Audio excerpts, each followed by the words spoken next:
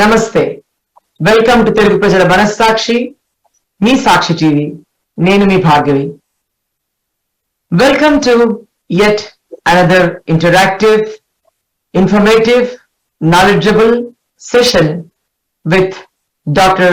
Dipika Sanghi Gupta ji, who's a scholar and a doctorate in astrology, an eminent leader, and this is our very popular show on Sakshi channel, which has been running for a very long time. The show about everything, anything about Vastu, the science of architecture.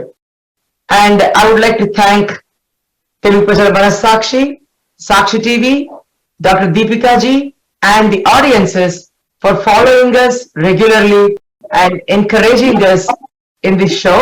Welcome you all. Welcome. Namaste, Dr. Dipika Sanghi Gupta ji. Welcome to the show. How have you been? How are you?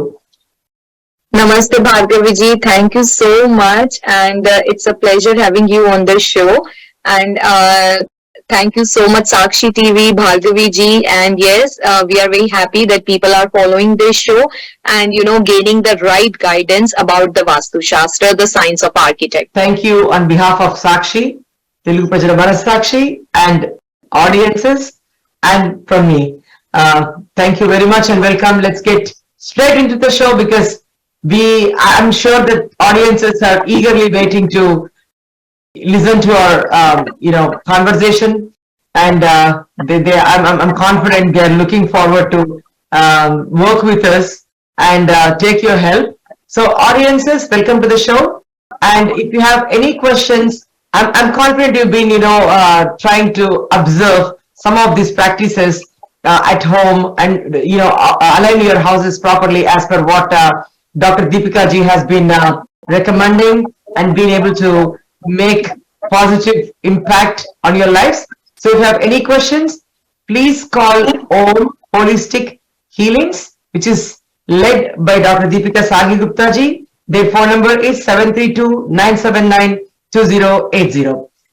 Okay, so Dr. Dipika ji, like last week when we have met, we were more focused on talking about the science itself, why I shouldn't say or attribute it to any belief system or religion, just like how the alternative methods of healing, like alternative sciences of Ayurveda, homeopathy, they all do work very well, which is being experienced by many of the humans in the world.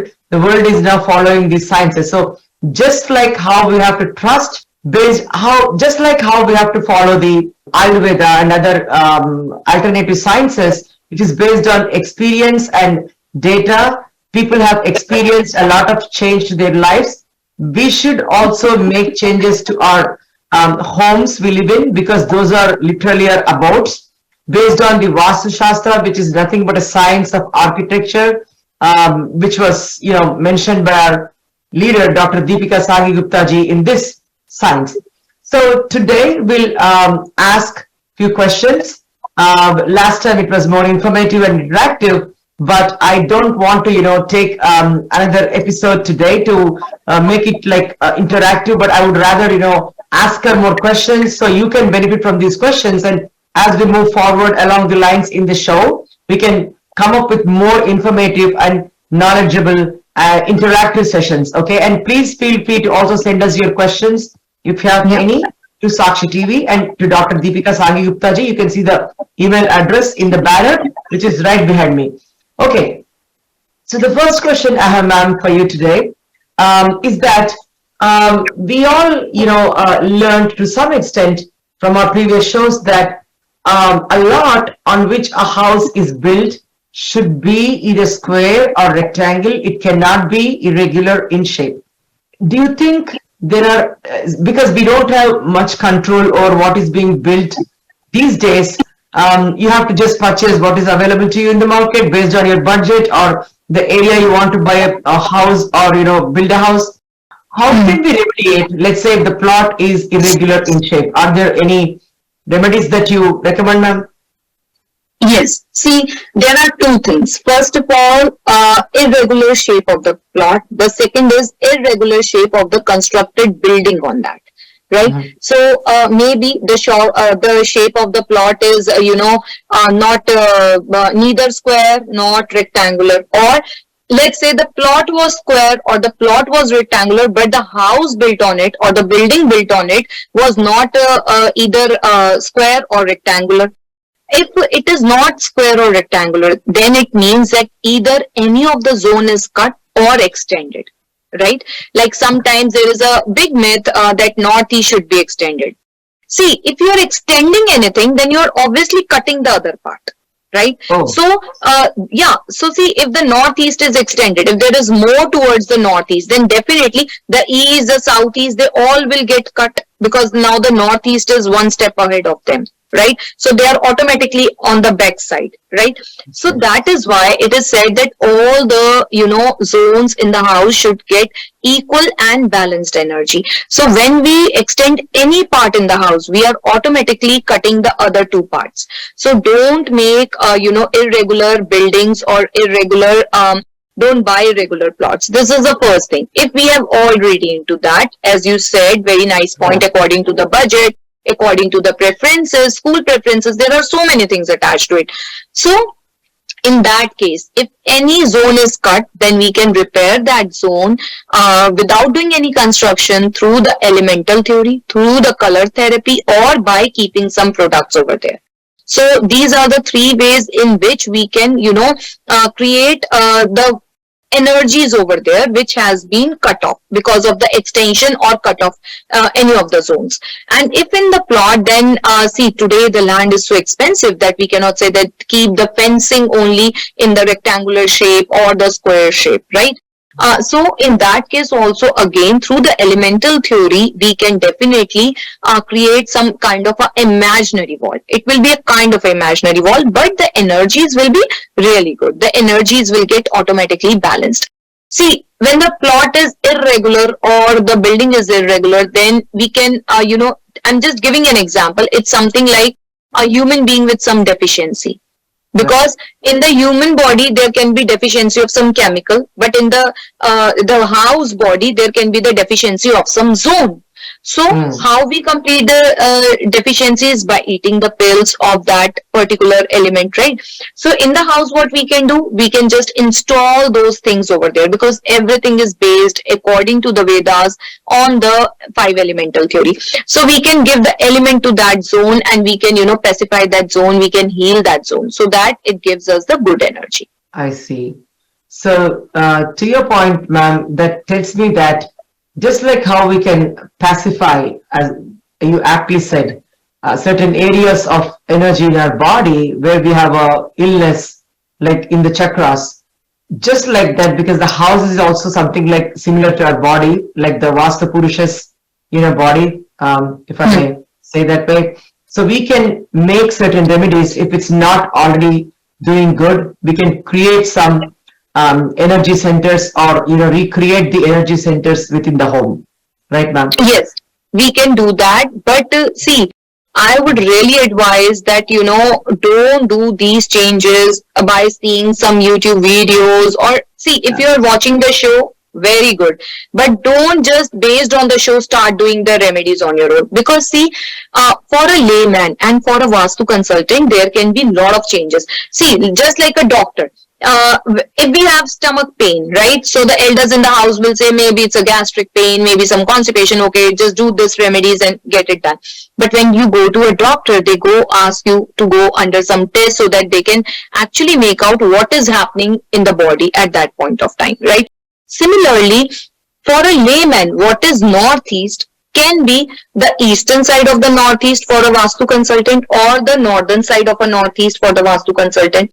So there are degrees attached to it, right? Like the north is exact 0 degree, right? So for a layman, the whole north is like, from 0 degree to, it can be extended to any of the degrees, what I have seen in my practice. But for a Vastu consultant, they have specific zone. Okay, if this degree, then this zone has started. If this degree, then this zone, which usually the layman 90% the layman cannot make it out, and then they can install the wrong things or wrong colors. So to avoid that hassle, just take the consultancy of some Vastu expert and then do the changes. Without consulting a Vastu expert, don't do changes. It is something like, you eating medicine without the doctor's reference to it. So don't play with the energies, because in Vastu also these energies play a lot of role, because again it's an alternative healing. It heals. So if the healing is not done on the right part, then there is no use. Let's say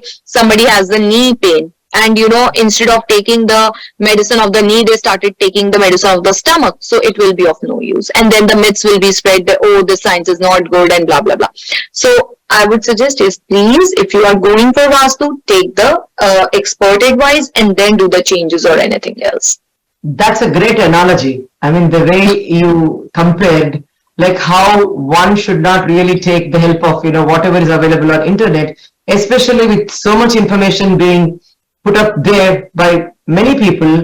There's no guarantee that something is accurate. One of those things is accurate versus the other. So how can a layman be confident, that this is what is correct? Just like, if I had a, let's say, problem with my legs, I should see a leg specialist like an orthopedician for knee pain or something, but not go to a gastroenterologist, or just do your own remedies at home. To some extent, we can use certain remedies. Again, because I want to mention this, that our grandparents or somebody may have given down certain, passed down some remedies like herbal things that you can do at home. So I think same thing is applicable to Vastu itself. So audiences, I hope you're following this topic to Dr. Dipika Sanghi Gupta ji's valid point. Please do not, look up everything online and follow whatever, comes first based on the reviews. Something might work for somebody, but not for everybody, right? So it's based on where you live, how you live, how your house is placed, and all that. So please try to seek the knowledge or seek information from a specialist like Dr. Dipika ji. Thank you, Dipika ji. So thank you. So let's get into our second question. This is more like, a follow-up of the previous question that we were just discussing. So you mentioned, ma'am, that we have these degrees, right? To a layman, how the degrees, how do they measure these directions or zoning of the home? So I heard, again, to my pea brain, I only have limited knowledge of this science. So if I ask you a naive question, please, explain me.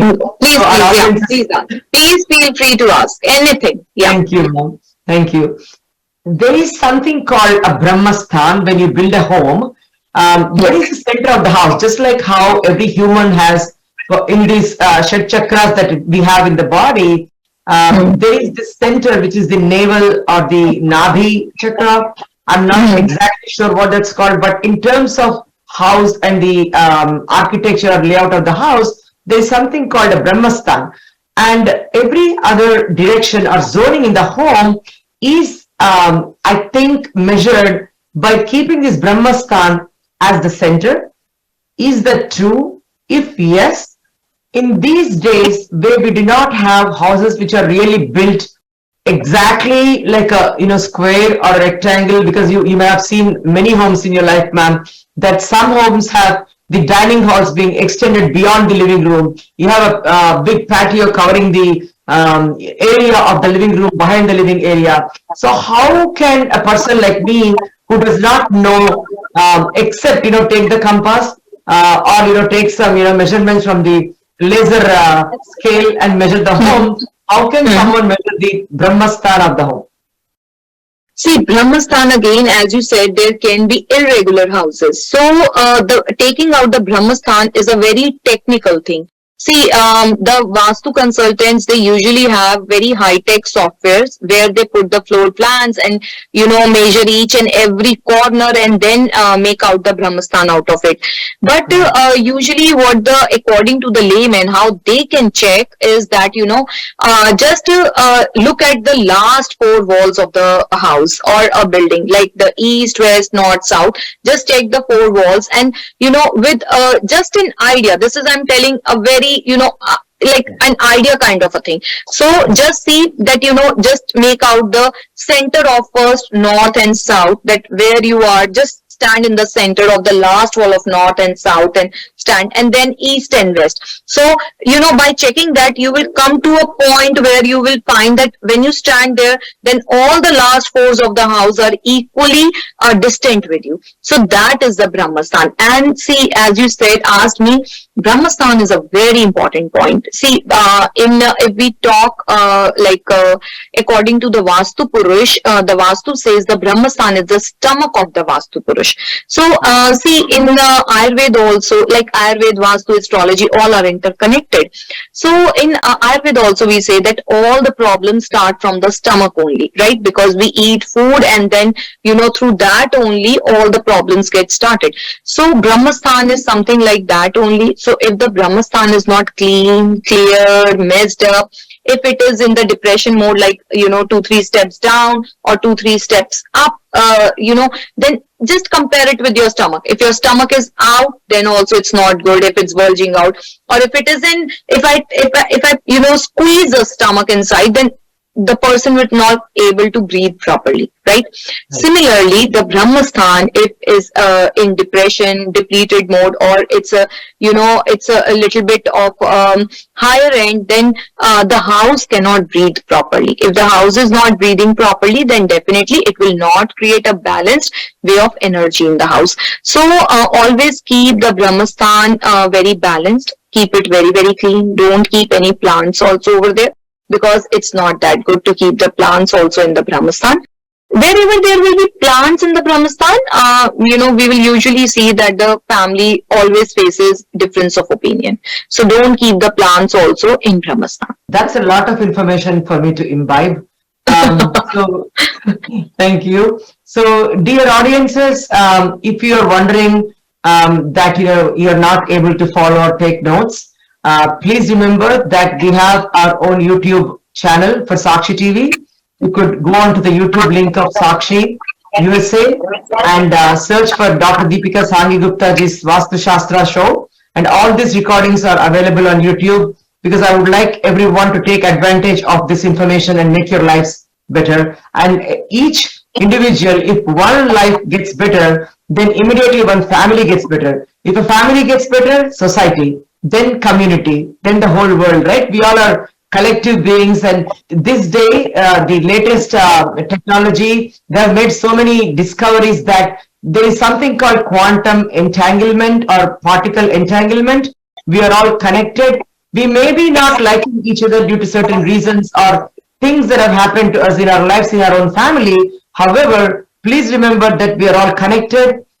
Even a particle which is far, far away, light years away from us, is still connected to us. And if you make a change in one particle here on Earth, it certainly brings up a change in another particle that is light years and billions of light years away. So please make sure that you try to live a holistic life. To Dr. Dipika Sanghi Gupta's point, again, we cannot really make every remedy, which is really not possible, but Dr. Dipika ji has aptly said many times that still do the best you can, because we are evolved beings. We have to live in a certain way because of the latest trends and evolution. However, as much as possible, try to keep your homes, clean, with energy, flowing with energy. Make sure you give way for the energy to flow.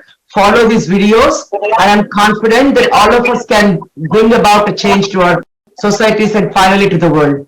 So, Dipika ji, moving on to the next question. This was something that one of my neighbors asked when she was watching this show last week. I think she was thinking of asking you this question, so she chose me as a channel. So the question is, now we say sometimes, of course, many people like many cultures from India itself. I'm just, limiting this question for Indians. No disrespect to any other nationals. So in India, few cultures believe that northeast is the main direction house should be facing. So let's say that I want to take a home that's northeast facing. How do I measure? Like, is it like 45 degrees to north or 45 to east? And how should the northeast direction for a particular lot be measured, ma'am? Okay, so first of all, it's a big myth that the house should be northeast facing. Okay. Big myth. See, I have a few case studies where it has shown that, in fact, the northeast facing houses have not given the desired results. And especially, I will not recommend, as per my knowledge on the subject, that one should go for the northeast, especially like if you have teenage children in the house. Northeast is a very high level of energy. It's the energy of Lord Shiva. Actually, as you said, it was correct that, the northeast is the main, the starting point of the energy. So, if you are on a very high level of energy, then not everybody can digest that energy. We all have some spiritual journeys from our past births, and then, it depends on person to person. Like, let's say, if some incidents happens to me, or let's say, and the Buddha, Lord Buddha is sitting next to me, and the same incidents happens to him, then, from perceiving to reacting, mine and his will be totally changed, right? He will be more patience, more wisdom, and dealing with the problem more knowledgeably, but which I won't be able to do, right? Because we have different levels in spirituality. He is a supreme, right? And I'm just a toddler over there, or in fact a crawling baby, right? So it's a difference. So northeast is something very, very high level of energy, and each and every family cannot digest until and unless one is very, very spiritual. See, when the Vastu was written, it was actually written according to the kings only. Vastu was never meant for the common men. So, the kings, the priests, so some points are only relevant to the, priest, or some points are only relevant for meditation centers or something. But because of little knowledge, because of the ignorance of the knowledge, people didn't knew, and, they perceived it as a whole. Like, see, if I talk as a layman, then, the saris are meant basically for the females. Right? The saris are meant, the skirts are meant basically for the females. If I say who is going to wear the skirt, male or female, then 99% people will answer female, right? But because of the ignorance of knowledge, if we take, skirt or a sari is a piece of a cloth, a dress. So if I say it's a dress, then we will get confused whether for a male or a female, right? So similarly, the thing that, because of the ignorance of the knowledge, we don't know who should actually stay in a northeast facing house or not. So, it's a big myth. All the four directions carry some attribute to it. And then again, depending on their profession, their charts, I usually guide the people to take the opening of the house. Not everybody who are living in the north facing houses or the east facing houses are happy. Is it so? No, it's not. That if you have a north facing house or a east facing house, it's a guarantee that you will not have any problem, or you will have a very happy and contented life. No, it's not that. Because see, each and every direction has some attribute, and I have many times repeated on the show that the day when I will be constructing my house from, from the scratch, then I'll definitely go for a west facing house. Right? Yeah, because west facing houses are good for the business people. So this is all myth that north facing houses are good, east facing houses are good. No, it's not like that. There is so much attached to each and every direction. And, for a business class families, I'll always prefer west facing house. If you are into something related to political field, I'll say, okay, go for the east facing house. So, there are many more things attached to each and every zone. So by seeing what the family is actually looking for, and so many other different things according to their age, the age of the children, and what are their goals for the future, I'll advise them to go for a certain opening. But Northeast as a whole, I'll say no, never go for the Northeast opening houses. OMG. The reason why I said that is, all along, just like how people used to believe in the past for 1500 years that Earth was the center of the universe, many of our communities, or the society where I come from, they all, to this day believe that we should buy a home that faces northeast only, that is considered the most auspicious direction, because of, as you just mentioned, it's full of energy. So now that's a great myth then. Yeah, it's a great myth, because see, again, ignorance of the knowledge, and northeast facing, because people feel that north also, east also. If you ask anybody why northeast, they don't have answer to it. Yeah. They don't have. Yeah, they don't know why. Because they have heard. So that's why the Northeast is the best. See, in earlier days, there were joint family systems, right? In earlier days, there were joint profession. The family used to open up one business and everybody used to get involved in that. The kitchen used to have all the females, like, each and every family's food is cooked in the same kitchen. So the houses used to be big. There are so many other different things, geography, and then the family used to have wisdom, patience to live with each other. Today, we all are missing all that thing. So the rules will be changed. Again, we will apply the fundamental rules of Vastu, but according to the modern day architect, according to the modern day lifestyle, according to the needs which have changed. In earlier days, there was no masters in, so many subjects. There used to be a vet there. And today we have specialization of doctors in each and every field, right? So today the lifestyle has changed. So we have to pick the rules of the Vastu, but we have to fit it in today's technology, in today's structure, in today's lifestyle. We cannot just be like, see, as I think we discussed in earlier episode also, that, in earlier days, the elephant used to be an expensive mode of transport, which only kings can afford, right? A common cannot afford it, right? But today, if I have to ask that, if I say, okay, no, in astrology, it was written that you will have an elephant. So will it make sense? No.